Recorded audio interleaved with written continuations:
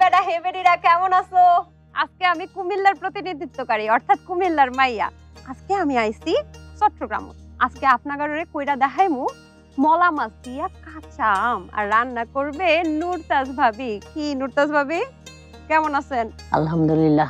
দর্শক বন্ধুরা ভুল বুঝবেন না, নুরতাজ ভাবি একটু চুপচাপ কিন্তু কথায় কিন্তু সে 100-তে 100 মনে হচ্ছে। মনে হচ্ছে। আচ্ছা তুমি যে আসার সময় এই যে 1 ঘন্টা লাগাইয়া যে মেকআপ করলা, তোমার মানে মেকআপ করার আগে ওজন মাপছিলা? মেকআপ করার আগে আর পরে ওজনে নিশ্চয়ই 1 কেজি তফাৎ হবে। হইলেও তোমার থেকে বেশি হবে না। আমি না মেকআপ করি না, আমি ন্যাচারাল বিউটি। আর কুমিল্লার মেয়েদের এটা তো আমরা সবাই জানি, ন্যাচারাল বিউটি নাকি? পৃথিবীর সবাই জানে কুমিল্লার মেয়েরা এমনিতেই সুন্দর হয়। কুমিল্লার মেয়েরা সুন্দর হলেও মনের দিক দিয়ে অনেক পেঁচানো। পেঁচানো? তোমার পেঁচাপেচি পরে বলো, আগে সবকিছু আমি হাড়ির খবর বার করতেছি, তুমি আগে রান্না বলো। কেমনে কেমনে কি লাগবে? মলা মাছ দিয়ে কাঁচা আম।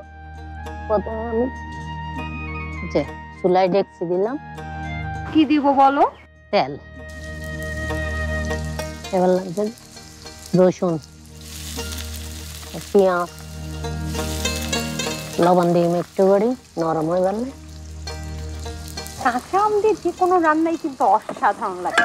গরমের দিনে তো গোসল করার আগে যদি কাঁচা আম মাখানো খাওয়া যায়, এটার থেকে তো ভালো কিছু আর হয় না। গোসল করার আগে কেন সবসময় তো কাঁচা আম? শান্তি শান্তি লাগে। একটু করে পানি দিচ্ছি যাতে মশলা না পুড়ে। এবার দিব হলুদ গুঁড়া,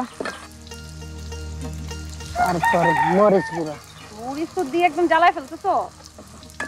একটু জাল হবে না, আর একটু পানি দিচ্ছি মশলা কষ।